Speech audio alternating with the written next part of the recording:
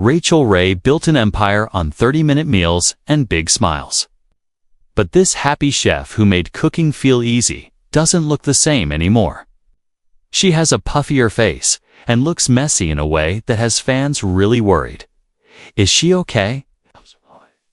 What's really going on? And why won't anyone tell us what's happening? Rachael posted a video on Instagram talking about her late friend Tony Bennett. The story was sweet, but fans weren't paying attention to the story. They were worried about two things: how she looked and how she talked. Her hair was messy, no makeup. She looked tired in a way that seemed like more than just being sleepy. The usual energy, that special Rachael Ray brightness, seemed dim, and she was having trouble speaking clearly. This wasn't the Rachael that fans remembered from 30-minute meals or her 17 season talk show that ended in 2023, and this isn't the only time this happened. In February 2025, in a clip from Meals in Minutes, she seemed playful, but it felt fake, and fans said her behavior was weird. Then, in May 2025, on Mother's Day, she posts something nice about her mom. Talks about growing up poor, learning to make $40 last all week for food. But again, fans saw the same things. The way she talked, that didn't sound right. The messy look that felt so different from the polished TV person they grew up watching. In October 2025, photographers caught her in New York City going to the Drew Barrymore show. The photos spread across magazines within hours. Headlines screamed about how different she looked. Puffy face, no makeup, regular clothes that looked like she just threw them on. Again, fans got scared. Everyone asked the same question: what happened to Rachael Ray? But here's what we know for sure and what we don't. In October 2024, Rachael said she had a couple of bad falls, but they weren't just falls. They were falls that stopped her from doing physical things she loves for a while. She doesn't explain more, doesn't say how the falls happened or how badly she got hurt. Her naturally scratchy voice comes from childhood croup, not something new. In 2008, she had small surgery for a harmless vocal cord cyst that got fixed. No cancer. Her representative said she was super healthy, but that was 17 years ago. Things change. People started guessing wildly. Strokes, secret illnesses, mental health problems. Everyone has an idea. No one knows for sure. Someone who knows her tells the Daily Mail it's a bad wisdom tooth causing the speech problems. Not a stroke, just a tooth problem. That explanation makes some fans feel better. Others still don't believe it. But maybe the changes started before the recent videos. Maybe they started on August 9, 2020. Lake Luzerne, New York, about 60 miles north of Albany in the Adirondacks. Rachael's upstate home built from old barns, a timber frame house with really tall ceilings. Early evening, a neighbor passing on an ATV notices something. Smoke, flames. The roof of Rachael's house is on fire. The neighbor tells them. Rachael and John get out quickly. Her mother gets out. Their dog escapes. Everyone's physically safe, but then Rachael watches her home burn. The fire started accidentally in a fireplace chimney. The fire spread fast through the timber frame house. Flames ate up the roof. The second floor got really damaged. Over a dozen local fire departments came, but couldn't save most of the house. Rachael ran back in, even though it was dangerous. Even though firefighters told her not to. She tried to save things she couldn't replace.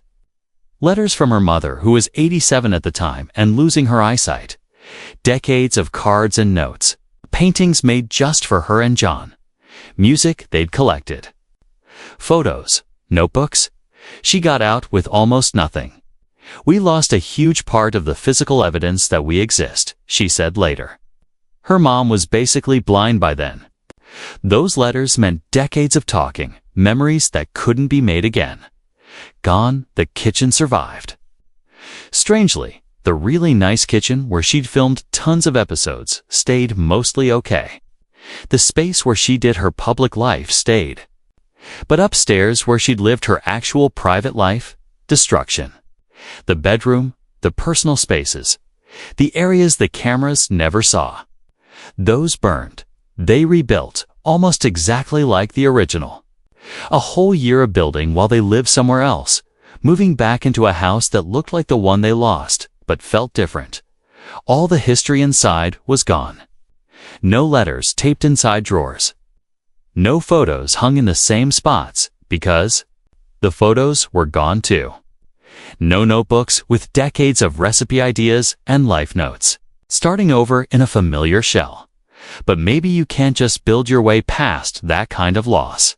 Maybe watching your life burn leaves marks that don't show up in blueprints. Just weeks before the fire, in May 2020, her dog died. 15 years together. Then the house. 2 massive losses in 3 months during a pandemic when the world already felt scary. Does loss like that change you? Does it show up later in ways you don't expect? Rachael wasn't born with money or comfort. Working-class upbringing. Restaurant family. Her mother taught her to make $40 last all week for food. Not as a fun challenge, as something they had to do to survive.